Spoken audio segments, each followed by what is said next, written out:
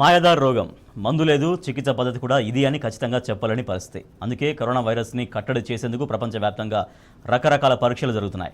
అందులో ఆశలు రేకెత్తిస్తున్న ఒక ట్రీట్మెంట్ ప్లాస్మా థెరపీ. చేసిన ప్రయోగాల్లో ఆశాజనక ఫలితాలు ఉండడం ఇప్పుడు కొంచెం ఊరటనిచ్చే అంశం. అసలు ఈ ప్లాస్మా థెరపీ అంటే ఏంటి? కరోనాకు ఈ చికిత్స పనిచేస్తుందా? ఈ థెరపీ ఎలా చేస్తారు? ఫలితాలు ఎలా ఉండే అవకాశం ఉంది?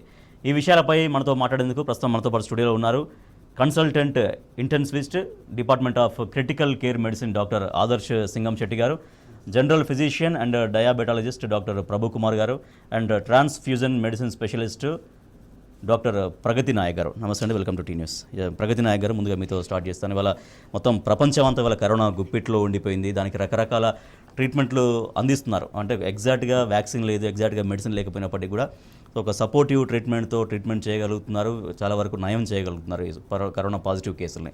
ఇవాళ మొత్తం ప్రపంచవ్యాప్తంగా ఇవాళ ప్లాస్మా థెరపీ పైన చర్చ జరుగుతుంది. కొన్ని దేశాల్లో ఆల్రెడీ ప్లాస్మా థెరపీ నడుస్తుంది, మరికొన్ని దేశాల్లో క్లినికల్ ట్రయల్స్ కూడా చేస్తున్నారు. సో ఇటువంటి పరిస్థితుల్లో ఇవాళ చాలా ఆశాజనకంగా ఈ ప్లాస్మా థెరపీ అనేది ఇవాళ కనిపిస్తున్న నేపథ్యంలో ఇది నిజంగా ఎంతవరకు యూజ్ అవుతుంది? ఆల్రెడీ మన రాష్ట్రంలో కూడా ప్లాస్మా థెరపీని ప్రారంభించేందుకు ఒక కసరత్తు చేసినటువంటి నేపథ్యంలో plasma therapy, what is plasma therapy, దీన్ని ఎట్లా చేస్తారు, ఎటువంటి రిజల్ట్స్ అనేవి ఉంటాయి? సో ప్లాస్మా అనేది is a liquid component of the blood అండి. It's one of the blood component. దీంట్లో ప్రోటీన్స్ అండ్ యాంటీబాడీస్ క్యారీ చేస్తుంది అనమాట ఈ ప్లాస్మా. సో ఒక పేషెంట్కి whenever they have some disease, whether it is a virus or pathogen, మన body కొన్ని యాంటీబాడీస్ని ప్రిపేర్ చేస్తుంది to fight against that virus are the pathogen. So in this patient, in this corona, this recovered patients ఎవరైతే ఉన్నారో, they have developed these antibodies in their body or in their plasma, which has got viral neutralizing capacity అన్నమాట. అంటే వైరస్ని వైరీమియా తగ్గించే capacity ఉన్న యాంటీబాడీస్ని prepare చేస్తుంది. So ఈ patients దగ్గర నుంచి మనం ఈ ప్లాస్మా తీసుకొని ఇంకొక క్రిటికల్లీ ఇల్ పేషెంట్కి ఇవ్వడం ఈజ్ ప్లాస్మా థెరపీ. దీన్ని కన్వల్సెంట్ ప్లాస్మా థెరపీ అని అంటున్నారు, CCP, which is nothing but convalescent అంటే recovered.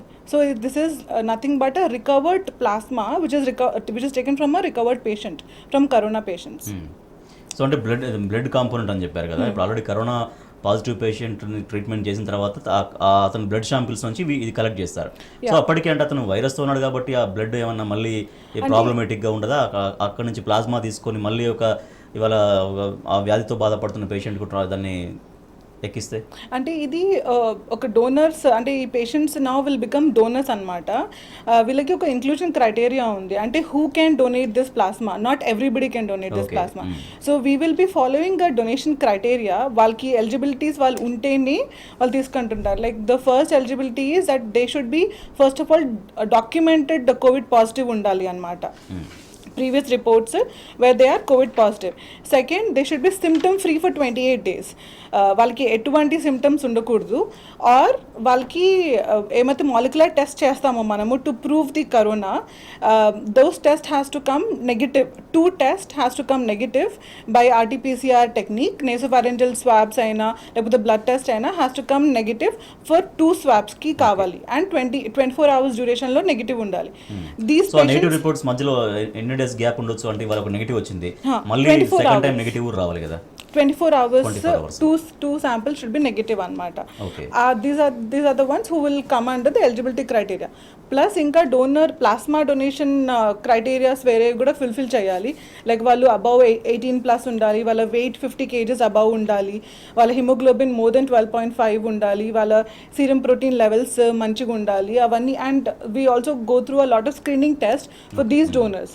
Only they will be eligible for this donations. Right. Doctor Adarsh garu, plasma therapy అనేది అంటే మామూలుగా ఎప్పుడు సజెస్ట్ చేస్తారు? ఇప్పుడు కరోనా వచ్చింది కాబట్టి దాన్ని పూర్తిగా నయం చేయడానికి లేకపోతే కంట్రోల్ చేయడానికి వాళ్ళకి దీనిపైన చర్చ జరుగుతుంది. అది ఎటువంటి రిజల్ట్స్ ఇస్తుంది అనేది ఇంకా రావాల్సినటువంటి అవసరం ఉంది. కానీ ఇప్పటిదాకా యూజ్ చేసినటువంటి కండిషన్స్లో ప్లాస్మా థెరపీ అనేది ఎటువంటి కండిషన్స్లో దాన్ని యూజ్ చేస్తారు? ఇప్పటిదాకా వస్తున్నటువంటి రిజల్ట్స్ కూడా ఎట్లా ఉన్నాయి ప్లాస్మా ద్వారా? సో స్టార్టింగ్ అండి, ఇట్ ఈస్ కన్వల్సెంట్ ప్లాస్మా అని అనాలన్నమాట. బేసికలీ ప్లాస్మా థెరపీ అనకూడదు, దట్స్ అ మిస్నోమర్ అనమాట. ఓకే. సో యాజ్ డాక్టర్ ప్రగతి సెడ్, కన్వల్సెంట్ ప్లాస్మా అంటే ఇల్నెస్ నుండి బయటపడి నెక్స్ట్ ఫ్యూ డేస్లో అనమాట. So that is convalescent period అంటాం. సో వాళ్ళలోంచి ప్లాస్మా తీసి డిసీజ్డ్ పేషెంట్స్కి ఇవ్వడం అనమాట. So antibodies are the main fighting factors in them. So ఇప్పుడు కన్వలసెంట్ ప్లాస్మా ఇన్ కోవిడ్ అడిగితే మీరు, సో ఇది కొత్త కాదు ఫర్ అవర్ వరల్డ్. సో 1918లో ఎప్పుడు స్పానిష్ ఫ్లూ స్టార్ట్ అయిందో అప్పుడే ఇట్ హాస్ బీన్ స్టార్టెడ్ అనమాట. So ideally it's been 100 years.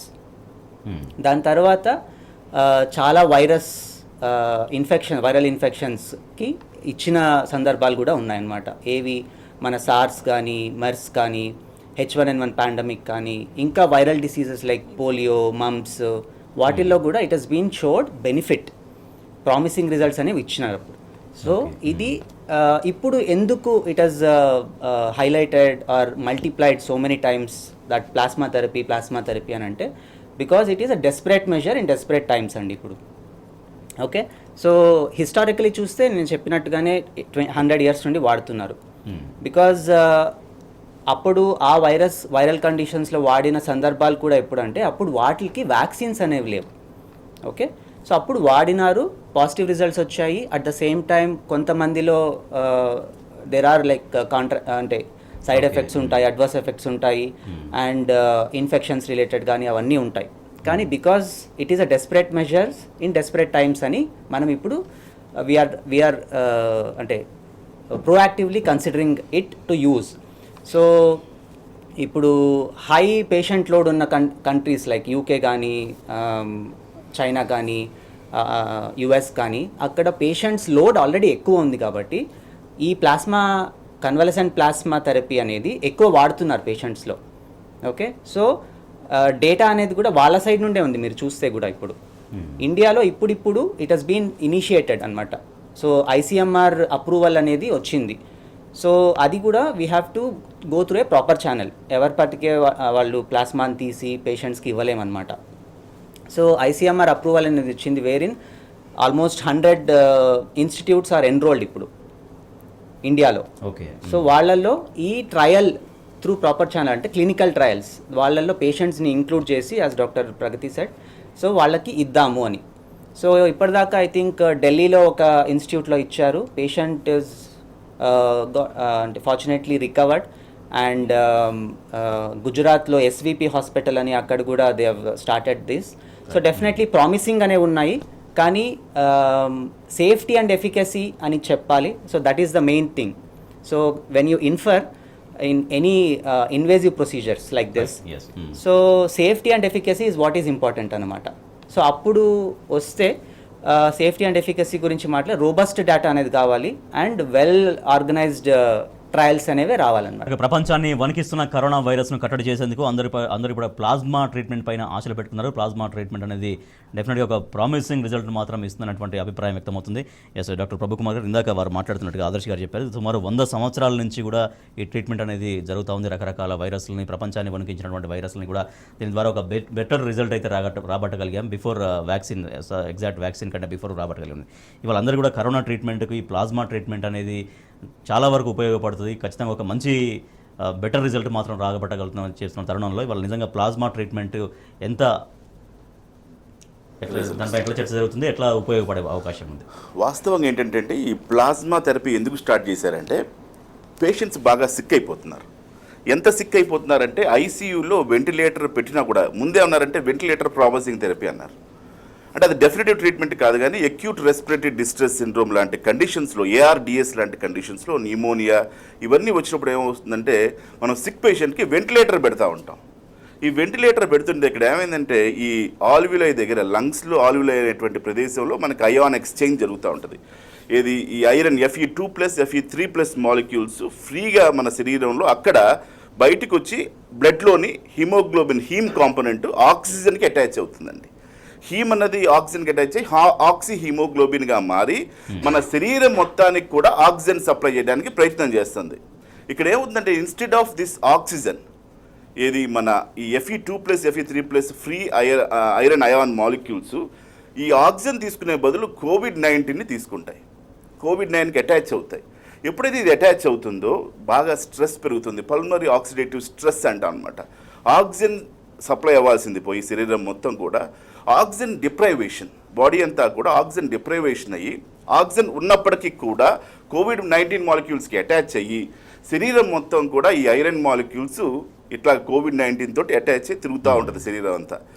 ఇది కిడ్నీస్ మీద ఎఫెక్ట్ పడి దీన్ని పల్మనరీ ఆక్సిడేటివ్ స్ట్రెస్ అంటాం. ఈ స్ట్రెస్ గురైనప్పుడు కిడ్నీస్ ఎరిథ్రోపాయిటిన్ రిలీజ్ చేస్తాయి.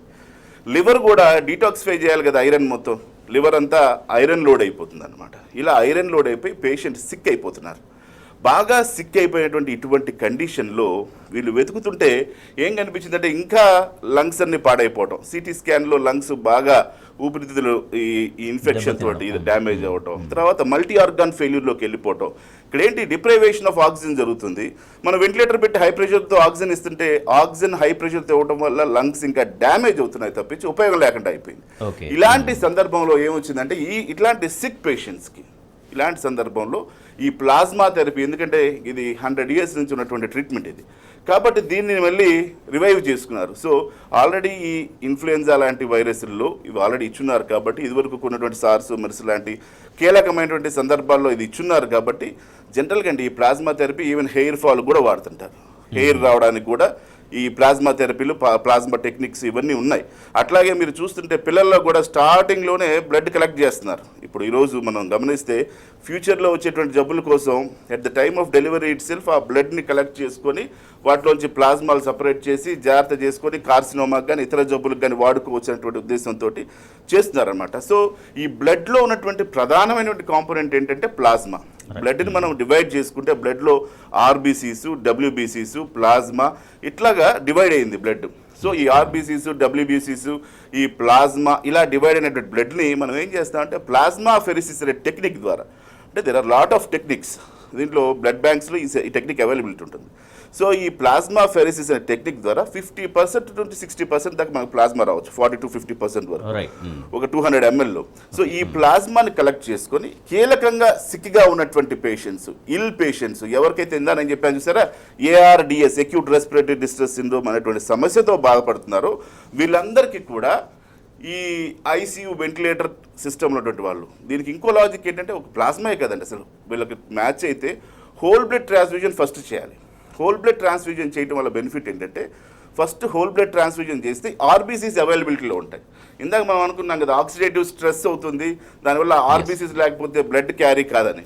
సో ఈ ఆర్బీసీస్కి బ్లడ్ అటాచ్ అవ్వడానికి అవకాశం ఉంటుంది అనమాట. ఏది ఈ ఆక్సిజన్ మాలిక్యూల్స్ అటాచ్ అవ్వడానికి అవకాశం ఉంటుంది. రైట్. డాక్టర్ ప్రగతి నాయక్ గారు, ఇవాళ మన దేశంలో ఇటువంటి ప్లాస్మాతో కనుక కరోనా ట్రీట్మెంట్ చేస్తే ఒక మంచి రిజల్ట్ వస్తుంది అనుకుంటున్న నేపథ్యంలో ఇందాక మీరు చెప్పారు యాక్చువల్గా ఎవరైతే కరోనాతో బాధపడ్డారో తర్వాత వాళ్ళు క్యూర్ అయిన తర్వాత వాళ్ళ దగ్గర నుంచి ఆ బ్లడ్ తీసుకుని అక్కడ నుంచి సెల్ తీసుకొని ప్లాస్మా అనేది సేకరిస్తారని చెప్పారు. అంటే ప్రతి ఒక్క పేషెంట్లో అట్లా చేసే అవకాశం ఉంటుందా?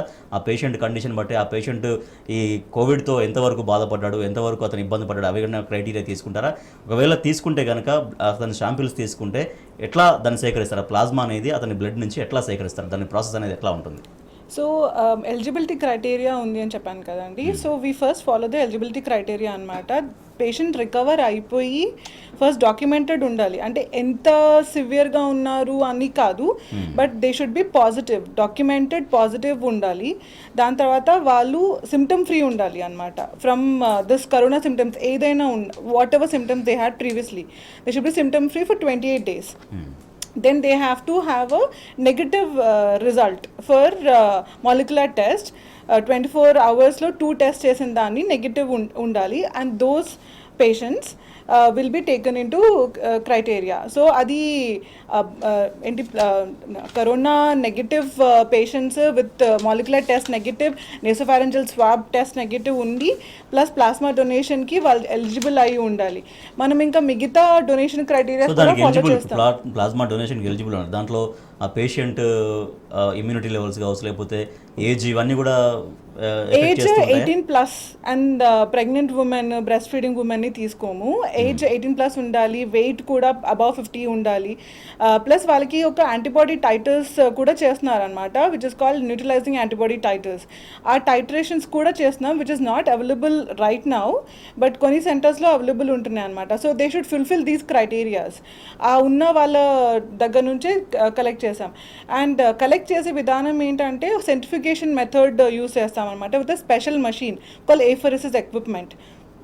ఈ ఏఫెరసిస్ ఎక్విప్మెంట్ ఏంటి అంటే వేర్ దిస్ ఇక్కడ నుంచి డోనర్ దగ్గర నుంచి ఓన్లీ ప్లాస్మా ఒక్కటే కలెక్ట్ చేస్తాము వాళ్ళ దగ్గర. The rest of the components will go back to the donor again. అంటే PRBCs will all go back. Only desired amount of plasma which we want to collect from this patient once they fulfil the eligibility criteria will be removed through this apheresis machine and that will be stored. So ICMR guidelines prakaram right now we can collect around 500 ml on a single sitting through this technique, which is called as plasmapheresis. And later this same donors can become repeat donors as well. So once మన దగ్గర recovered patients ఉన్నప్పుడు వాళ్ళకి consent తీసుకుంటాం. వాళ్ళు counsel చేస్తాం. First will inform them about this plasma therapy, how useful they are to these patients. We will take their consent and will after information then we will go through this test, and once they fulfill the criteria we'll do blood grouping also, because everything has to go through a process and follow the guidelines anamata. So we'll collect this 500 ml and we'll store it in the blood bank. Whenever there is a requirement from the patient we will make this into aliquots anamata. 200 mls the మనం అలిక్విడ్స్ తయారు చేసుకొని దాన్ని freeze చేస్తాము. This plasma will be freezed at -40 degrees అనమాట. Okay doctor Adarsh గారు, ఇవాళ ఏ treatment ఉన్నా కూడా దానికి ఖచ్చితంగా ఒక క్లినికల్ ట్రయల్స్ అనేది డెఫినెట్గా చేస్తుంటారు. సో ఇవాళ ఈ కరోనాకు ప్లాస్మా ట్రీట్మెంట్ సంబంధించి, ప్లాస్మా థెరపీకి సంబంధించి మన దేశంలో అవలంబించేటువంటి క్లినికల్ ట్రయల్స్ అనేవి ఎట్లా ఉంటున్నాయి? సో మన దేశంలో ఇప్పుడు convalescent plasma therapy in COVID clinical trials అనేది it has began now. So ICMR approval ఏదో వచ్చింది. అండ్ ఇందాకే చెప్పాను, there are list of hospitals enrol అయ్యి ఉన్నాయి. సో వన్స్ అప్రూవల్ వచ్చి లిస్ట్ అయితే so individual institutes will start enrolling the patients also అనమాట. సో డొనేషన్ అనేది జరుగుతుంటుంది ఒక పక్క. And as doctor Pragathi said, symptom free. So ఆ తర్వాత నుండి పేషెంట్ సెలెక్షన్ అనేది అప్పుడు ఇంపార్టెంట్ అనమాట, విత్ కన్సెంట్, ఇన్ఫార్మ్డ్ కన్సెంట్ పేషెంట్స్కి. సో డొనేషన్కి ఎలిజిబిలిటీ క్రైటీరియా ఎలా ఉందో, రిసిపియంట్ అంటే ఎవరికి ఏ పేషెంట్స్కి అయితే ఇస్తామో వాళ్ళకు కూడా ఎలిజిబిలిటీ క్రైటీరియా అనేది ఉంటుంది అనమాట. సో అందరికీ ఇవ్వలేం. అంటే what I mean is all Covid positive పేషెంట్స్కి ఇవ్వలేం.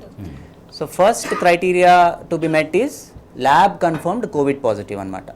సో తర్వాత severity of the disease and life threatening condition అనమాట. సివియారిటీ అంటే ఇప్పుడు కోవిడ్ పాజిటివ్ పేషెంట్స్లో ఊపిరి తీసుకోవడానికి ఇబ్బందిగా ఉంది, ఆక్సిజన్ లెవెల్స్, ఇవన్నీ కొన్ని పారామీటర్స్ అంటే టార్గెట్స్ అనేవి ఉన్నాయన్నమాట. సో ఇప్పుడు ప్రస్తుతానికి ఉన్న డేటా ప్రకారం అయితే మోడరేట్ డిసీజెస్ ఆఫ్ కోవిడ్లో రోల్ ఉందని చెప్తున్నారు. At the same time life threatening condition of Covid అంటే సివియర్ ARDS, డాక్టర్ ప్రభు గారు చెప్పినట్టు ARDS, సో అది మితిమీరిపోయి సివియర్ ARDS అంటాం అనమాట. అలాగున్న సెప్టిక్ షాక్ అంటాం అనమాట. ఇన్ఫెక్షన్ వల్ల బీపీ అనేది చాలా తగ్గిపోయి which is not responding to BP medications. అలాగే మాడ్స్ అంటాం అనమాట, multi organ failure dysfunction syndrome అని. సో ఇలాగా క్రైటీరియా చూసుకొని అలాంటి పేషెంట్స్కి మోడరేట్ ఇల్నెస్ ఉన్న వాళ్ళకి ఇస్తున్నారు ఇప్పుడు ప్రస్తుతానికి ఉన్న డేటా ప్రకారం. ప్లాస్మా అందరి దగ్గర నుంచి తీసుకోలేము, అట్ ద సేమ్ టైం అందరికి కూడా దాన్ని ఎగ్జాక్ట్లీ అప్లై చేయలేము. సో ఇప్పుడు పాయింట్ ఆఫ్ డిస్కషన్ కోవిడ్ కాబట్టి దాని గురించే మాట్లాడుతున్నాను డెఫినెట్గా నేను. సో ఆ మోడరేట్ డిసీజెస్ అనేది పేషెంట్ సెలెక్షన్. సో క్లినికల్ అంటే ఫిజిషియన్ ఎవరైతే ఉంటారో వాళ్ళు సెలెక్ట్ చేసుకోవాల్సి వస్తుంది, ఎవరికి ఇస్తే మంచిది, ఎవరికి ఇవ్వకపోతే మంచిది. బికాజ్ లైఫ్ థ్రెటనింగ్ కండిషన్స్ ఉన్నా కానీ it may not be appropriate అని కూడా డేటా ఉంది. So severe illness, multi organ ఫెయిల్యూర్లో ఉన్నారనుకోండి, వాళ్ళల్లో కూడా అంత పాజిటివ్ రిజల్ట్స్ ఉండవు అని. సో మోడరేట్ డిసీజెస్లో దెర్ ఈస్ అ రోల్ అని చెప్తున్నారు. It is only that viraemia అనేది సప్రెస్ చేస్తుంది అనమాట. బ్లడ్లో ఉన్న వైరల్ లోడ్ని అది సప్రెస్ చేసి ఉన్న కండిషన్ని ఇంకా ప్రోగ్రెస్ కాకుండా ఆపుతుంది. దట్ ఈస్ వాట్ ప్రభు గారు అంటే ఇప్పుడు సేకరించినటువంటి ప్లాస్మా ఎవరికి ఇవ్వాలి, ఎవరికి ఎక్కించాలి, ఎవరికి ఎక్కించకూడదు అనేటువంటి డిఫరెన్షియేషన్ అనేది ఎట్లా చేయాలి? ఎట్లా అంటే ఇది ప్యాథోఫిజియాలజీ ఇందాక మీకు చెప్పానండి. ప్యాథోఫిజియాలజీ ఏంటి? Iron molecule severe acute distress syndrome వచ్చిన తర్వాత పేషెంట్ సివియర్ సిక్ అయిపోయిన తర్వాత పేషెంట్కి ఆ సందర్భంలో కావాల్సింది ఏంటంటే ఇక్కడ ఒక ఫిజిషియన్ క్లియర్గా డిమార్కేట్ చేసి యాక్టివిటీ తీసుకోవాలి. ఎందుకంటే నేను ఇందాక చెప్పినట్టుగా ఐరన్ మాలిక్యూల్స్ ఏవైతే ఐరన్ మాలిక్యూల్స్ ఉన్నాయో ఇవి ఆక్సిజన్కి అటాచ్ అవ్వాలి. మన బాడీలో ఇందాక డాక్టర్ గారు అన్నట్టు కొన్ని సందర్భాల్లో పని చేయకపోవచ్చు ఏది ప్లాస్మా థెరపీ కూడా. అప్పుడు ఏం చేయాలంటే హోల్ బ్లడ్ ట్రాన్స్ఫ్యూజన్ చేయగలగాలి. ఏమవుతుందంటే హోల్ బ్లడ్ ట్రాన్స్ఫ్యూజన్ చేస్తే ఆర్బీసీస్ రిక్వైర్మెంట్ ఉంటుంది. అంటే ప్లాస్మా ఒక్కోసారి పని చేయకపోవడం కూడా ఉంటుందా? పని చేయకపోవడం కూడా ఉంటుంది. సివియర్ సిక్ అయిపోయిన తర్వాత, వైరల్ లోడ్ ఎక్కువైపోయిన తర్వాత అక్కడ జరుగుతున్న ప్యాథోఫిజియాలజీ గమనించాల్సిన మాలిక్యులర్ లెవెల్లో గమనించాల్సింది ఏంటంటే ఈ ఐరన్ మాలిక్యూల్స్ ఏవైతే ఉన్నాయో ఆ ఆక్సిజన్ ఉన్నప్పటికి కూడా ఆక్సిజన్ తీసుకోకుండా కోవిడ్ తీసుకుంటున్నాయి. అంటే మనం ఫ్రెష్గా ఆర్బీసీస్ పంపించాల్సిన అవసరం కూడా ఉంది అని చెప్తున్నాను అనమాట. ఈ సందర్భంగా నేను చెప్పేది ఏంటంటే ఒక ప్లాస్మాయే కాకుండా ఈ సందర్భంగా హోల్ బ్లడ్ ట్రాన్స్ఫ్యూజన్ ముందు చేసి ఏదైతే రెస్పాండ్ కావట్లేదో పేషెంట్స్ సివియర్ సిక్గా ఉన్నారో వాళ్ళకి అవసరమైతే హోల్ బ్లడ్ ట్రాన్స్ఫ్యూజన్ చేస్తే, ఎందుకంటే బాడీ అంతా కూడా ఆక్సిజన్ డిప్రైవ్ అయిపోయింది. ఆక్సిజన్ కావాలని బాడీ అరుస్తుంది. మనం ప్రెషర్గా ఆక్సిజన్ కూడా ఇస్తున్నాం వెంటిలేటర్ ద్వారా, ఇచ్చినప్పటికీ కూడా ప్లాస్మా థెరపీ ఇచ్చినప్పటికి కూడా రెస్పాండ్ కావట్లా. ఇలాంటి సందర్భాల్లో ఏం చేయాలంటే హోల్ బ్లడ్ ఇవ్వాలి. ఎందుకు? ఆర్బీసీస్ బాడీలో పూర్తిగా డ్యామేజ్ అయిపోయి ఐరన్ మాలిక్యూల్స్ ఫెయిల్ అయిపోయి హీమ్ ఫెయిల్ అయిపోయింది కాబట్టి ఉన్న శరీరంలో హీమ్ పనిచేయట్లేదు. కాబట్టి ఈ సందర్భంలో మనం ఏం చేయాలంటే ఆర్బీసీస్తో కూడుకున్నటువంటి హోల్ బ్లడ్ ట్రాన్స్ఫ్యూజన్ చేస్తే అలాంటి సివియర్ సిక్కున్న పేషెంట్స్కి ఫస్ట్ హోల్ బ్లడ్ ట్రాన్స్ఫ్యూజన్ చేసిన తర్వాత అప్పుడు ప్లాస్మా థెరపీ కనుక చేస్తే, ఇది చేసిన ఒక రోజు తర్వాత కానీ ఆ క్లినికల్ డెసిషన్ తీసుకొని ఈ ప్లాస్మా థెరపీ చేస్తే అద్భుతమైన రిజల్ట్స్ అలాంటి సిక్ పేషెంట్స్లో కూడా సివియర్ సిక్గా ఉన్న పేషెంట్స్ వస్తుంది. తర్వాత సివియారిటీ తగ్గింది కొంచెం, పేషెంట్ ఓ మాదిరిగా సివియర్గా ఉన్నాడు, రెస్పాండ్ అవుతున్నాడు అన్న పేషెంట్స్లో వీళ్ళందరూ కూడా ఈ ప్లాస్మా యాంటీబాడీ థెరపీ చేసేసుకుంటే, కన్వల్జన్ ప్లాస్మా థెరపీ చేసుకుంటే అద్భుతంగా పనిచేస్తుంది. అంటే మోడరేట్, ఇక్కడ ఏంటంటే mild, moderate, Sikh, severe Sikh, ఈ 3 స్టేజెస్ ఉన్నాయండి. 3 to 4 స్టేజెస్ ఉన్నాయి. ఈ మోడరేట్ నుంచి సివియర్ పేషెంట్స్, సివియర్ సిక్ పేషెంట్స్కి ఇక్కడ కూడా కొంచెం జాగ్రత్తగా డెసిషన్ మేకింగ్ ఉండాలి. పేషెంట్ని ట్రీట్ చేస్తున్నప్పుడు ఎటువంటి డెసిషన్ తీసుకుంటే ఈ సందర్భంలో, అంటే సివియర్గా ఐసీయూ వెంటిలేటర్ మీద ఉన్నటువంటి ఏ రకమైన ట్రీట్మెంట్ ఇవ్వాలి, ఆ తర్వాత స్టార్టింగ్ మైల్డ్గా వస్తే హైడ్రాక్సిక్లోరోక్విన్ ట్యాబ్లెట్సా, లేకపోతే అజిత్రోమైసిన్ కాంబినేషనా, లేకపోతే ఐవర్మెక్టిన్ కాంబినేషన్. ఈరోజు ఐవర్మెక్టిన్ అనే ట్యాబ్లెట్ కూడా వచ్చింది కొత్తగా. ఈ ఐవర్మెక్టిన్ ట్యాబ్లెట్ కాంబినేషన్ వివిధ రకంగా మైల్డ్లో చూస్తాం. మోడరేట్కి వెళ్ళి చాలా వరకు అండి 80 to 95% కేసెస్ మైల్డ్, మోడరేట్ వరకే వస్తాయి. ఏదో 1% to 2%, 1 to 5% కేసులు మాత్రమే సిక్కు, ఏదో 1% సివియర్ సిక్కి వెళ్తాయి. వీటిలోనే కొంచెం కేర్ఫుల్గా డెసిషన్ తీసుకుంటే మాట్లాడదాం. కరోనాను పూర్తిగా నియంత్రించడం కోసం ప్లాస్మా థెరపీ అనేది ఎట్లా ఉపయోగపడే అవకాశం ఉంది, ఆ అంశం పైన చర్చిస్తున్నాం. ప్రగతి గారు, వాళ్ళ ప్లాస్మా థెరపీ అంటే కూడా ఒక రకమైన రక్త మార్పిడి అన్నట్లే. సో అటువంటి ట్రీట్మెంట్ చేస్తున్నప్పుడు తీసుకోవాల్సిన జాగ్రత్తలు ఏంటి, అంటే బ్లడ్ గ్రూప్ మ్యాచింగ్ కావచ్చు, లేకపోతే ఆ పేషెంట్స్కి కరోనాతో పాటుగా ఇతర దీర్ఘకాలిక వ్యాధులు, నయం కాని వ్యాధులు ఏమైనా ఉంటే అవి కూడా ఎట్లా పరిగణలోకి తీసుకుంటారు, ఇవన్నీ రకరకాల కండిషన్స్ తోటి వాళ్ళ ఎటువంటి జాగ్రత్తలు తీసుకొని ఈ ట్రీట్మెంట్ మొదలు పెడతారు. సో నార్మల్లీ అయితే ప్లాస్మా ట్రాన్స్ఫ్యూజన్ ఏబిఓ కంపాటబుల్ ఉండాలండి. అంటే బ్లడ్ గ్రూప్ కంపాటబుల్ ఉండి మ్యాచ్ అయ్యి ఉండాలి. సపోజ్ మనం ఒక పేషెంట్ బి పాజిటివ్ ఉంటే తనకి బి ప్లాస్మానే ఇస్తామన్నమాట. సో అదొకటి కంపాటబుల్ ఉండాలి. ప్లస్ ప్లాస్మా ట్రాన్స్ఫ్యూజన్ చేసినప్పుడు నార్మల్గా కూడా కొన్ని adverse effects or transfusion reactions వస్తుంటాయి విచ్ ఆర్ వెరీ మినిమల్. అంటే అది దే ఆర్ మెడికలీ ట్రీటబుల్ అనమాట. లైక్ హిమోలైటిక్ ట్రాన్స్ఫ్యూజన్ రియాక్షన్స్ అయినా, ట్రాలీ అయినా, టాకో అయినా, లేకపోతే అనాఫిలాక్టిక్ ఆర్ అలర్జిక్ రియాక్షన్స్ అయినా వస్తాయి. ఆ రియాక్షన్స్ వచ్చే ఛాన్సెస్ ఉంటాయి. So we just are little careful when we are transfusing, specially for patients who have had previous reactions to these to the plasma anamata. So these are the only few things which we take into notice. Yes doctor Adarsh గారు, so ఈ treatment అనేది కొనసాగిస్తున్నప్పుడు patient condition అనేది చాలా important. So patient కండిషన్ని ఎప్పటికప్పుడు ఎట్లా monitor చేస్తారు? Patient condition ఒకవేళ కనుక ప్లాస్మా ట్రీట్మెంట్ జరుగుతున్నప్పుడు కండిషన్స్లో ఏమన్నా చేంజెస్ ఉంటే కూడా ఆ ట్రీట్మెంట్ ఎట్లా కొనసాగిస్తారా, లేకపోతే స్టాప్ చేస్తారా, ఎట్లా ఉంటుంది? సో పేషెంట్ సెలెక్షన్ అనేది ఫస్ట్ థింగ్ అండి. సో ఎవరికి ఇవ్వాలనేది, సో అండ్ ఎప్పుడు ఇవ్వాలనేది అనదర్ క్వశ్చన్ అనమాట. యూజువలీ ప్రైమరీ హోస్ట్ ఇమ్యూనిటీ అంటే ఇమ్యూనిటీ, రోగనిరోధక శక్తి అంటాం కదా. సో ఆ ఇమ్యూనిటీ యూజువలీ 10 to 14 days అనమాట, ప్రైమరీ హోస్ట్ ఇమ్యూనిటీ అనేది ఎనీ కైండ్ ఆఫ్ ఇల్నెస్లో. సో ఇప్పుడున్న డేటా ప్రకారం అయితే particular patient when you select a patient ఎవరికి ఇవ్వాలి అనేది, వాళ్ళల్లో usually as early as possible అని చెప్తారు, ది ఎర్లీ ద బెటర్ అని. బట్ లిటరల్గా ఆలోచిస్తే 10 to 14th day or 7th to 14th day మధ్యలో ఇస్తే రిజల్ట్స్ అనేవి బాగుంటాయని లిటరేచర్ సేస్. అండ్ యూజువలీ ఇప్పుడు ఉన్న ప్రోటోకాల్స్ కానీ ఇంకేదైనా అంటే గైడ్లైన్స్ అంటే 200 ml ఇస్తామండి ప్లాస్మా ఒక పేషెంట్కి Okay. Over a period of 4 hours అనమాట, after taking consent or a proxy. అది according to international society of blood transfusion guidelines ప్రకారం ట్రాన్స్ఫ్యూజన్ అనేది like any other blood product transfuse చేస్తాం. సో డ్యూరింగ్ ట్రాన్స్ఫ్యూజన్ అనేది associated adverse events అవన్నీ ఉంటాయి. So those are like any graded అనమాట, mild moderate severity అనేది transfusion associated adverse effects ఏవన్నీ ఉంటాయి. So right from allergic reaction నుండి, యాజ్ షీ మెన్షన్డ్, లంగ్స్లో కానీ బాడీలో కానీ ఓవర్లోడ్ అవుతుంది ఒక్కొక్కసారి ఇది ప్లాస్మా ఇచ్చినందువల్ల. సో అది హార్ట్కి కూడా అఫెక్ట్ అవ్వచ్చు, లంగ్స్కి కూడా అఫెక్ట్ అవ్వచ్చు అనమాట. సో ట్రాలీ అంటాము, టాకో అంటాము, అంటే ఓవర్లోడ్ అయిపోయి ఒక్కొక్కసారి కొంతమందిలో, because it is all antibodies కాబట్టి హిట్ అనేది జరుగుతుంది అనమాట బాడీలో, బ్లడ్ లోపల. సో అది, అండ్ యూజువలీ ఇలాంటి ట్రాన్స్ఫ్యూషన్స్ అన్నీ కూడా అండర్ మానిటర్డ్ కేరే ఉంటుంది.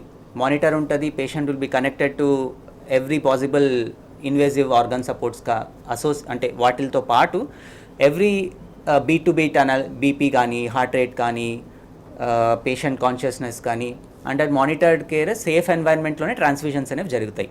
So any kind of adverse events అంటే we have to address it appropriately, like is it mild moderate severity అనేది.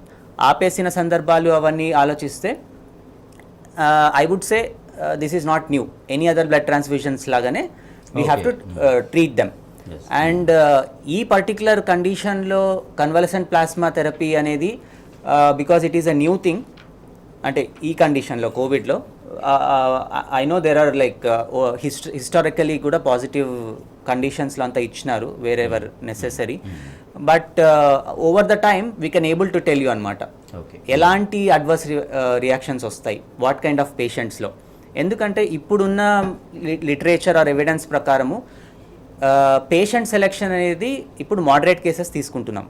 ఓవర్ ఎ పీరియడ్ ఆ patient selection criteria might change ఒకటి, and what duration of ఇల్నెస్లో ఇస్తాం. So ఇలాంటివన్నీ questions అనేవి over the period ఎక్కువ వస్తాయన్నమాట. So అప్పుడు ఆన్సర్స్ కూడా దేర్ మైట్ బి మోడిఫికేషన్స్. ప్రభు కుమార్ గారు, ఇది ఈ ట్రీట్మెంట్ అంతా బాగా టైం టేకింగ్ ప్రాసెస్గా కనపడుతుంది. ఎందుకంటే రోజు చాలా వేల సంఖ్యలో మన దేశంలో వాళ్ళ COVID-19 పాజిటివ్ కేసులు నమోదవుతున్నాయి. సో వాళ్ళందరికీ కూడా ట్రీట్మెంట్ ఈ ప్లాస్మా ద్వారా ట్రీట్మెంట్ చేసే అవకాశం అనేది ఉంటుందా?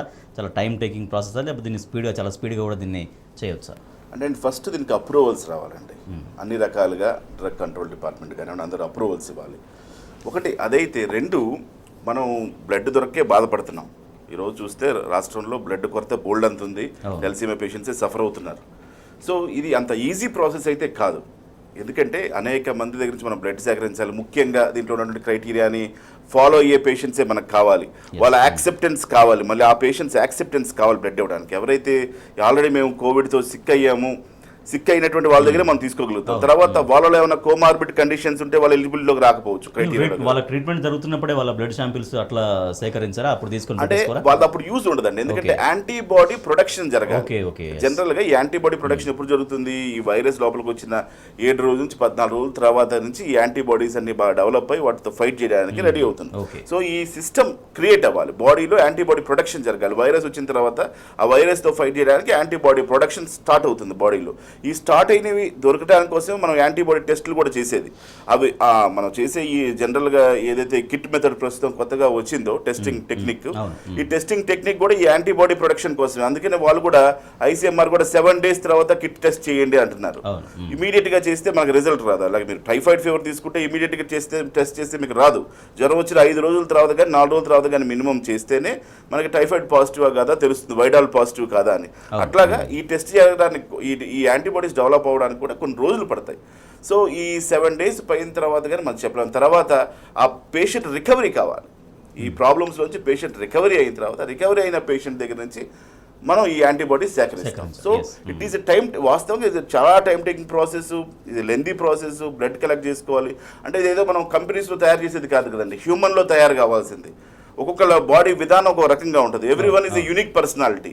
తర్వాత పురుగు ఒక బుద్ధి, వాడు మళ్ళీ ఇస్తాడో ఎవరో తెలియదు మనకి. కాబట్టి ఇవన్నీ చూసుకోవాలి. ఇవన్నీ చూసుకున్న తర్వాత కలెక్ట్ అయ్యి దీన్ని మళ్ళీ టెస్టులకు పంపించి అన్ని నెగిటివ్ రావాలి. వాళ్ళు రకరకాల వైరల్ డిసీజెస్, వైరల్ జబ్బులు ఇన్ని నెగిటివ్ రావాలి. వచ్చేది వాళ్ళ దగ్గర మాత్రమే మనం తీసుకోగలుగుతాం. So it's a big lengthy process. Yes, plasma therapy పైన మనం చర్చ కొనసాగిస్తున్నాం. ఎస్ డాక్టర్ ప్రగతి గారు, వాళ్ళు చాలామంది అనేక రకాల అపోహలు ఉన్నాయి. అంటే బ్లడ్ డొనేట్ చేయడానికే కొంతమంది నిజానికి ఇంకా ముందుకు రారు నార్మల్ కండిషన్లోనే. అది బ్లడ్ డొనేషన్ చేస్తే చాలా వీక్ అయితే మనం రకరకాల కారణాల చేస్తే చాలామంది బ్లడ్ డొనేట్ చేయడానికి ముందుకు రారు. కానీ ఇవాళ ఈ ప్లాస్మా థెరపీ కోసం ఇవాళ పాజిటివ్ వ్యక్తి తర్వాత క్యూర్ అయిన తర్వాత వాళ్ళు అసలు బ్లడ్ ఇవ్వడానికి వాళ్ళు స్వయంగా వాళ్ళు ముందుకు రావాలి. అట్లా ముందుకు వచ్చే అవకాశం ఉంటుందా? చాలామంది ఇవ్వడానికి ఇంట్రెస్ట్ కూడా చూపరు, దానికి రకరకాల రీజన్స్ ఉంటాయి. ఇటువంటి కండిషన్స్లో ఎవరైనా ముందుకు వచ్చిన తర్వాత వాళ్ళ బ్లడ్ శాంపుల్ తీసుకున్న తర్వాత వాళ్ళని సేకరించిన ప్లాస్మా ఎంతమందికి ఇవ్వచ్చు? ఒక పేషెంట్గా ఇవ్వచ్చా, లేకపోతే వాళ్ళు ఒక్క దగ్గర నుంచి సేకరించిన ప్లాస్మాని డెవలప్ చేసి ఇంకా చాలామందికి అది ఇవ్వచ్చా? సో ఇండియాలో కొంచెం ప్రాబ్లం ఉందండి. నార్మల్గా బ్లడ్ డొనేట్ చేయడానికి రావడానికి చాలా ఇబ్బంది పడతారు. సో ఇప్పుడు ఫస్ట్ ఆఫ్ ఆల్ వాళ్ళు పాజిటివ్ అయ్యి రికవర్ అయ్యి ఇంట్లో ఉండి మళ్ళీ వచ్చి ఇవ్వాలి అంటే వాళ్ళకి చాలా ఎక్కువ కౌన్సిల్ చేయాలి అండ్ చాలా కన్విన్స్ చేయాలి. ఇండియాలో as we are going to face a lot of problem in convincing these patients to become donors to come and donate. But ఇబ్బంది అయితే ఏముండదు వచ్చి. నా ICMR is also saying that hospitals where a blood bank అయితే వాళ్ళు వచ్చి ఇస్తున్నారో వాళ్ళకి అంబులెన్స్ సర్వీసెస్ ప్రొవైడ్ చేస్తాము అని చెప్పేసి కూడా అంటున్నారు. సో వాళ్ళని పికప్ అండ్ డ్రాప్ కూడా ఉంటుంది. After thorough checkup and in a safe ఎన్విరాన్మెంట్లోనే ఈ ప్లాస్మా కలెక్షన్ అన్నది జరుగుతుంది. సో మీరు అడిగిన క్వశ్చన్కి ఒక్క దగ్గర నుంచి తీసుకున్న ప్లాస్మా ఎంతమందికి ఇవ్వగలుగుతారు? సో నార్మల్గా the guideline says that మనం 500 ml should be collected in 1 sitting అనమాట. ఆర్ అరౌండ్ 1000 ml తీసుకుంటాము పర్ మంత్. అంటే సేమ్ డోనర్ 2 times ఇవ్వగలుగుతాడు, బట్ 2 weeks అపార్ట్లో. అది మనము ఒక 3 patientsకి ఇవ్వగలుగుతాం. లైక్ మనం దాన్ని అలిక్విడ్స్ లాగా ప్రిపేర్ చేసుకొని 200 ml లాగా 3 peopleకి ఇవ్వచ్చు అనమాట ఫ్రమ్ ఒక్క డోనర్ నుంచి. ఇఫ్ దే ఆర్ కంపాటబుల్ అంటే ఏబిఓ కంపాటబుల్ ఉంటే 3 patientsకి ఇవ్వగలుగుతాం. బట్ అదే మనము చూస్తే in other countries like in US and all చాలామంది patients who have suffered from this have come out. They have come forward to come and donate plasma. They want to be a part of it. They want to help patients. So they have formed their own registry, okati COVID plasma registry ani, where they are coming and enrolling themselves to as donors.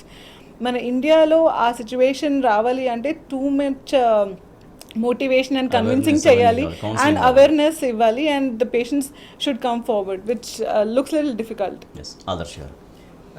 So blood and blood products andi. So plasma is nothing but a blood product.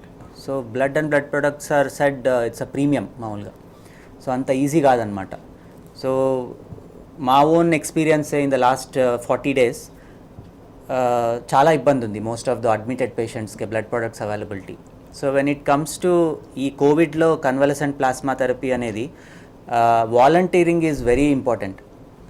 So మీరు council చేసినా కానీ volunteering లేదు, proactiveness లేదంటే availability కూడా అట్లనే ఉంటుంది, ఉండకపోవచ్చు. So because it's a premium and need of the hour. అంటే వెన్ ఇట్ కమ్స్ టు అంటే I would say it is very premature time అంటే ఈ థెరపీ గురించి. సో పేషెంట్కి ఏదైతే ఇస్తామో 200 ml అట్లా ఇస్తామండి.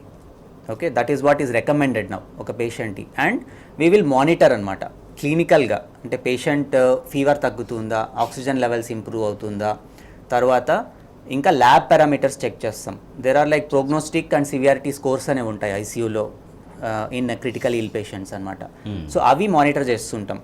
So if there is a promising response, there is a literature saying that you can repeat the dose. 200 ml మళ్ళీ రిపీట్ చేయొచ్చు అనమాట. And also 200 ml in a span of 24 to 48 hours అలాగా. అంటే పేషెంట్స్ రెస్పాన్స్ ఉంది అంటే let's give it.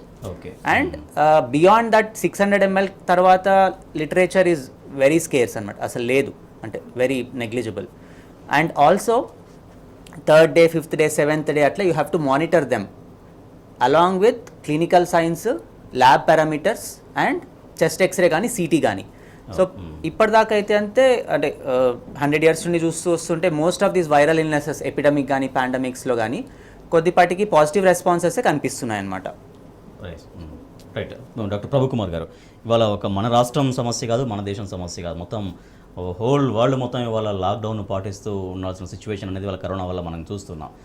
ఇటువంటి కండిషన్స్లో ఈ వైరస్కి ఒక ఎగ్జాక్ట్గా వ్యాక్సిన్ రావడానికి ఇవాళ చేస్తున్న కృషి కావచ్చు, లేకపోతే పట్టే సమయం కావచ్చు, ఎట్లా మనం ఎక్స్పెక్ట్ చేయొచ్చు? కనీసం ఇప్పుడు ఉన్నటువంటి సందర్భాలు కనీసం చూస్తే అంటే మినిమల్గా తీసుకుంటే కూడా 12 months మినిమం. ఇది will take at least 12 months minimum అని చెప్తున్నారండి. ఇది మినిమం టైం. మ్యాక్సిమం 18 months కావచ్చు, 1.5 year కూడా కావచ్చు మ్యాక్సిమం, ఆర్ 2 years కూడా కావచ్చు. ఆ లోపల ఈ వైరస్ ఎట్లా ఉంటుంది, వైరస్ సబ్సైడ్ అవుతుందా? ఇప్పుడు సార్స్కి మెర్స్కి కూడా కనిపెట్టడానికి ప్రయత్నం చేశారు.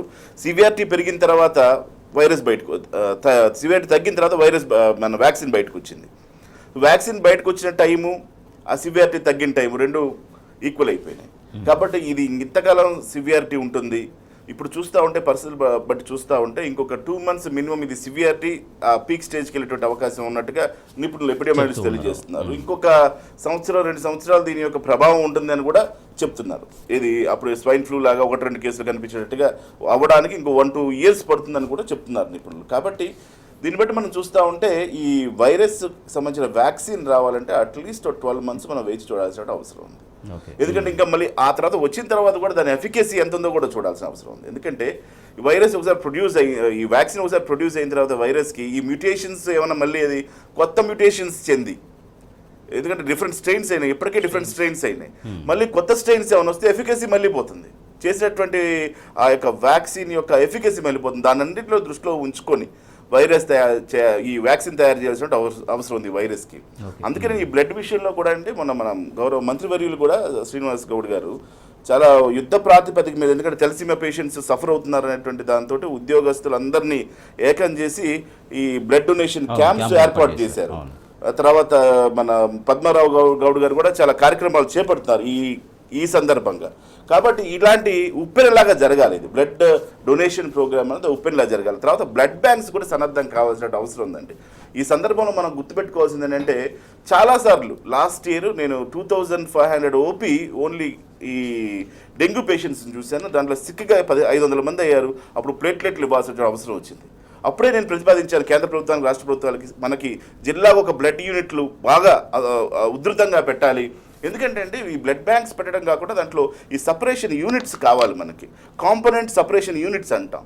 తర్వాత centrifuge techniques, laminar air flow అని డిఫరెంట్ టెక్నిక్స్ ఉంటాయి వాళ్ళకి. ఎందుకంటే ఈరోజు వచ్చిన టెక్నాలజీలో ఏమైందంటే ఇమీడియట్గా మనం ఆ బ్లడ్ని బ్రేక్ చేసేసి కావాల్సిన కాంపోనెంట్ తీసుకొని తిరిగి మళ్ళీ బ్లడ్ అవతల పర్సన్కి ఇచ్చేంత టెక్నాలజీ వచ్చేసింది మన దగ్గర. ఇప్పుడు సపోజ్ మనకి ప్లేటెడ్ కావాలంటే ప్లేటెడ్ వరకు మాత్రమే తీసుకొని తిరిగి మళ్ళీ ఆ పేషెంట్కి ఆ బ్లడ్ ఇచ్చేయచ్చు మనం. అంటే కాంపోనెంట్ థెరపీలో చాలా ఫాస్ట్గా ఉన్నాం మనం. ఈ ట్రాన్స్ఫ్యూజన్ మెడిసిన్లో ఏదైతే బ్లడ్ ట్రాన్స్ఫ్యూజన్ మెడిసిన్లో హెమటాలజికల్గా వాళ్ళు ఏం చేస్తున్నారంటే క్లియర్గా కావాల్సిన కాంపోనెంట్ వరకే తీసుకుంటున్నారు బ్లడ్లో. అవసరమైతే తిరిగి ఆ పేషెంట్కి ఆ బ్లడ్ ఇచ్చేస్తారు ఆ పర్టికులర్ యూనిట్ తీసేసుకొని. సో ఆర్బీసీస్, డబ్ల్యూబీసీ అన్ని బ్రేకప్ యూనిట్స్ వచ్చేసినాయి మనకి, బ్లడ్ కాంపోనెంట్ థెరపీస్ స్టార్ట్ అయినాయి. కాబట్టి ఈ నేపథ్యం మనం ఈ బ్లడ్ బ్యాంక్స్ బలోపేతం చేయాల్సిన అవసరం కూడా ఉంది. నిజమే ప్రగతి గారు, అంటే వారు చెప్పినట్టుగా వాళ్ళ బ్లడ్ బ్యాంక్ ఆర్గనైజేషన్ కావచ్చు, లేకపోతే వాళ్ళ నిర్వహణ కావచ్చు, చాలా చాలా క్వాలిటీగా చాలా సమర్థంగా ఉండాల్సిన అవసరం ఉంటుంది. ఎస్, ఈ బ్లడ్ బ్యాంక్లో మనం బ్లడ్ ఇచ్చినామంటే డెఫినెట్గా ఇది వేరే వాళ్ళకు యూజ్ అవుతుంది అన్నటువంటి ఒక కాన్ఫిడెన్స్ కూడా ఇచ్చే వాళ్ళకు ఉండాలి. సో అట్లా వాళ్ళపైన బ్లడ్ డోనర్స్కి ఎటువంటి వాళ్ళు ఒక విశ్వాసం కల్పించాలి, ఎట్లా వాళ్ళు డోనర్స్ ముందుకు రావడం కోసం చేయాల్సినటువంటి ప్రయత్నం అనేది ఎట్లా జరగాల్సిన అవసరం ఉంది. బ్లడ్ బ్యాంక్స్ అంటే నార్మల్గా అయితే డోనర్స్కి మనం ఎడ్యుకేట్ చేస్తాము, కొంచెం మోటివేషన్ చేస్తామండి, అండ్ వాలంటరీలీ వాళ్ళు ముందుకు వచ్చేసి మేము ఇద్దాము అని అనుకుంటాం. బ్లడ్ బ్యాంక్స్లో సపోజ్ అది హాస్పిటల్ బేస్డ్ బ్లడ్ బ్యాంక్స్ అయినా, స్టాండర్డ్ బ్లడ్ బ్యాంక్స్ అయినా, if they are giving it to the patients who deserve it, then if they are following all the guidelines and protocols, donor ki kuda vachinappudu if he feels that yes, I'm in a safe environment and I can donate blood safely and my blood has been utilized అని వాళ్ళకి ఒక confidence వస్తే they will also come forward. For that the blood bank has to have one license. They also have to have ICMR guideline approval for this, at least for the convalescent plasma therapy కోసం ICMR approval should be there, drug controller approval has to be there, the trial registry has to approve. All these approvals ఉన్న blood banks లోనే ఈ therapy చేస్తే even the donor who would come there would feel yes, I'm donating at the right place and this will be utilized for the right patient అని వాళ్ళకు ఒక confidence ఉంటుంది అన్నమాట. Right, Adarsh గారు, ఇవాళ కరోనా దెబ్బకి మొత్తం జనాల ఆహారపు అలవాట్లు మొత్తం మారిపోయాయి. అంటే బయట ఎక్కడ ఫుడ్ లేదు, జంక్ ఫుడ్ లేదు, ఎక్కడ ఫాస్ట్ ఫుడ్ లాంటివి లేవు, ఏమీ లేవు. సో అందరికీ వాళ్ళ ఇంట్లో తయారు చేసినటువంటి ఫుడ్ అలవాటు బాగా ఒక రకమైన లైఫ్ స్టైల్కి మాత్రం అలవాటు పడ్డారు ఇవాళ లాక్డౌన్ వల్ల. సో ఇది కొనసాగే అవకాశం ఉందా నిజంగా? ఇట్లా ఇంట్లో తయారు చేసుకున్నటువంటి ఫుడ్ వల్ల రేపొద్దున వాళ్ళకి కావాల్సినటువంటి ఇమ్యూనిటీ కూడా లోపల పెరిగే అవకాశం ఉంటుందా? బయట ఫుడ్ కంటే ఇంటి ఫుడ్కి ప్రిఫరెన్స్ ఇద్దాం అన్నటువంటి ఒక ఆలోచన అనేది పూర్తిగా అది డెవలప్ అవుతుందా? మీరేమంటారండి? ఖచ్చితంగా డెవలప్ అవుతుందని అనుకుంటున్నాను. So it is the right thing కదండి. So it is all about healthy life. అవునా? మీరే ఎవ్రీడే కుక్ చేసుకొని ఫ్రెష్గా fruits and vegetables plus minus eggs కానీ ఇండివిజువల్ ప్రిఫరెన్స్ ప్రకారం మీట్ కానీ అంటే ఇట్స్ బికాస్ ఆఫ్ అంటే ఓన్లీ ఫర్ ప్రోటీన్స్ అనమాట meat and eggs. So that's ఇప్పుడు కూడా ఈ కోవిడ్ సిచ్యుయేషన్లో proteins are much needed. Okay, so healthy lifestyle అనేది కొనసాగుతుంది when it comes to eating habits. Because మీరు బయట చూస్తే pollution has come down, everyone is cooking అంటే fresh food and eating at home because everyone is staying indoors. So definitely ఇది కొనసాగితే మంచిది. Over a period of time healthy people అనేది build up అవుతుంది అందరికి, అంటే healthy environment and healthy population. So one good thing అండి. But at the same time there are like negative impact కూడా జరిగింది. ఇప్పుడు there are lot of neuropsychiatric problems coming up because of in the last 30 days నుండి అందరూ ఇళ్లలో ఉండి like other issues కూడా develop అవుతున్నాయి. సైకలాజికల్గా కొంచెం మానసికంగా ఇబ్బంది పడుతున్నారు because they are not going out, అంతా ఇండోర్స్లోనే ఉంటున్నారు. And even different societies and ఏరియాస్లో stringent things are going on, containment zones అని అవి ఇవి. సో మీరు డైట్ గురించి ఆలోచిస్తే definitely it's a good move and ఇది కొనసాగితే మంచిది irrespective of pandemic are epidemic or whatever. Prabhu garu, జనరల్గా కూడా అండి every KG of your body needs 1 gram of protein. అంటే మన శరీరంలో ఉన్నటువంటి బరువుకు తగ్గట్టుగా మనకి తప్పకుండా 1 kgకి 1 gram ప్రోటీన్ కావాలండి. సపోజ్ ఒక పర్సన్ 80 kgs ఉంటే 80 గ్రాముల ప్రోటీను తన దైనందిన జీవితాన్ని కొనసాగించడానికి మన శరీరం డిమాండ్ చేస్తుంది అనమాట. మా డయాబెటిక్ పేషెంట్స్ అందరికి కూడా మేము రెగ్యులర్గా ఒక ప్రోగ్రామ్ ఇస్తాం. ప్రోటీన్ కంటెంట్ ఫుడ్ ఎక్కువ ఉండాలి. ప్రోటీన్ అంటే ఏంటి? ప్రోటీన్ అంటే మన మాంసకృతుల్లో ఉండేదంతా కూడా ప్రోటీన్ అండి. సో ఇలాంటి సందర్భాలు వైరసే కదండి, ఎటువంటి జబ్బు వచ్చినా కూడా మనం ఎదుర్కోవడానికి చక్కని ప్రోటీనేషియస్ ఫుడ్ తీసుకోవాలి. మాంసకృతులు దేంట్లో ఉంటాయి అని మనం గమనిస్తే పప్పులన్నింటిలో కూడా మాంసకృతులు ఉంటాయి. మష్రూమ్లో మంచి ప్రోటీన్ కంటెంట్ ఉంది. పాయిజన్స్ మష్రూమ్స్ జాగ్రత్తగా ఉండాలి. మష్రూమ్స్లో మంచి అంటే వెజిటేరియన్స్ గురించి కాన్సన్ట్రేట్ చేద్దాం. నాన్ వెజిటేరియన్స్కి పాపం వైడ్ నెంబర్లో అవైలబిలిటీ ఉంది ప్రోటీన్ అన్నది. చక్కగా రకరకాల మాంసాలు తింటారు, గుడ్లు తింటారు, అన్నీ తింటే వాళ్ళకి చక్కగా ప్రోటీన్ వస్తుంది. కానీ వెజిటేరియన్స్కి ఏమేమి ఉన్నాయి? రాజ్మా, చోలే, తర్వాత పన్నీర్, ఇవన్నీ కూడా ఈ ప్రోటీన్ కంటెంట్ ఎక్కువ ఉన్నటువంటి ఫుడ్స్. సో మిల్లెట్స్ వీటన్నిటిలో కూడా protein content, fibre content. So జనరల్గా ఏం చెప్తామంటే డయాబెటిక్ పేషెంట్స్కి ప్రోటీన్ కంటెంట్ ఎక్కువ తీసుకోండి. మీ శరీరంలో అన్నం తగ్గించండి. అన్నంలో ఉందంతా కంప్లీట్ కార్బోహైడ్రేట్సే, ఎక్సెప్ట్ మీరు ముడి రైస్ తింటే మాత్రమే. ఏదైతే ఆ లేయరు ప్రోటీన్ లేయర్ రైస్ తింటే తప్పించి జనరల్గా ఈ రైస్లో ఎక్కువ carbohydrate content. So carbohydrate content తగ్గించండి, ఫైబర్ కంటెంట్ పెంచండి. ఎందుకంటే ఈ కడుపులో ఈ శుభ్రంగా చక్కగా డైజెషన్ అయ్యి ఫైబర్ కంటెంట్ అంటే పాలు, పెరుగు, వీటిలో పెరుగులో, బటర్ మిల్క్లో, ఈ మజ్జిగలో ఎక్కువ ప్రోటీన్ మన ఫైబర్ కంటెంట్ కూడా అవైలబిలిటీ ఉంటుంది కదా, దాన్ని తీసుకోవటం. తర్వాత లీఫీ వెజిటబుల్స్, పచ్చడి కాయగూరలు, ఆకుకూరలు, వీటిలో కూడా ఫైబర్ కంటెంట్, యాంటీ ఆక్సిడెంట్స్ ఇవన్నీ ఎక్కువ అవైలబిలిటీలో ఉంటాయి. బీరకాయ, సొరకాయ వీటిలో కూడా ఫైబర్ కంటెంట్ ఉంటుంది. జనరల్ నాకు చాలా మంది వాట్సాప్ చేస్తున్నారు ఈ సందర్భంగా. ఈ కాలంలో ఎక్కువ మంది వాట్సాప్ చేస్తారు పేషెంట్స్ అందరూ. ఏమని, సార్ మోషన్ సరిగ్గా పాస్ కావట్లేదు, ఈ ఎసిడిటీ పెరుగుతుంది. వీళ్ళందరూ ఏంటంటే ఈ ఫైబర్ కంటెంట్ ఉన్న ఫుడ్ తీసుకుంటే అద్భుతంగా ఈ వైరస్ని కానివ్వండి, బ్యాక్టీరియా కానీ ఎన్ని రకాల జబ్బులు మనం తగ్గించవచ్చు. ఎస్ డాక్టర్ ప్రగతి గారు, ఎందుకంటే వారు చెప్పినట్టుగా ఇవాళ జనాల్లో కూడా ఒక అవేర్నెస్ ఎట్లా ఏర్పడింది ఇవాళ అంటే బయట ఫుడ్ కంటే ఇంట్లో ఫుడ్ చాలా బెటర్ అనేటువంటి ఒక ఆలోచన అనేది ఇవాళ కరోనా అనేది ఎట్లా నేర్పించింది. లేకపోతే ఇందాక వారు సూచించినట్టుగా బాడీలో సెల్ఫ్గా ఇమ్యూనిటీ పెంచుకోవడం కోసం, అంటే ఇవాళ 1 రోజు 2 రోజులు మనం కావాలని పెంచుకుంటే పెరగదు, బట్ చాలా దీర్ఘకాలికంగా భవిష్యత్తులో ఇటువంటి వచ్చినా కూడా తట్టుకోగల అటువంటి ఒక ఇమ్యూని సిస్టాన్ని డెవలప్ చేసుకోవడం ఎటువంటి ఫుడ్ తీసుకోవాలని మీరు సూచిస్తున్నారు? చివరిగా చెప్పండి. సో ప్రభు గారు చెప్పినట్టు food rich in green leafy vegetables అయినా, ప్రోటీన్ అయినా, like eggs, meat, all fresh vegetables, fiber rich food. This is all very important, especially manam ippudu suppose example this patient wants to be a donor tomorrow, for that donor as well has to be healthy. So దానికోసం healthy food, vegetables like and fruits, carrots, beetroot, అవన్నీ తినడం, vitamin C rich fruits తినడం, which will help in increasing your immunity. All this is very important, and green leafy vegetables. Yes, ఇక plasma treatment అనేది వాళ్ళ కరోనాకు ఒక మంచి ట్రీట్మెంట్గా మారుతుందంటే ఒక ఆశాభావాన్ని వైద్యులు వ్యక్తం చేస్తున్నారు. దాంతోపాటుగా ఇమ్యూనిటీ పవర్ పెంచుకోవడం కోసం, రోగ నిరోధక శక్తి మన శరీరంలో డెవలప్ చేసుకోవడం కోసం అందుబాటులో ఉన్నటువంటి ఒక క్వాలిటీ ఫుడ్ని తీసుకోవాలని కూడా వైద్యులు సూచిస్తున్నారు. Thank you so much doctor Pragati Nayak garu and doctor Adarsh Singam Shetty garu and doctor Prabhu Kumar garu. Thank you so much. ఇది వాళ్ళ ప్రత్యేక చర్చ. చూస్తూనే ఉండండి టీ న్యూస్.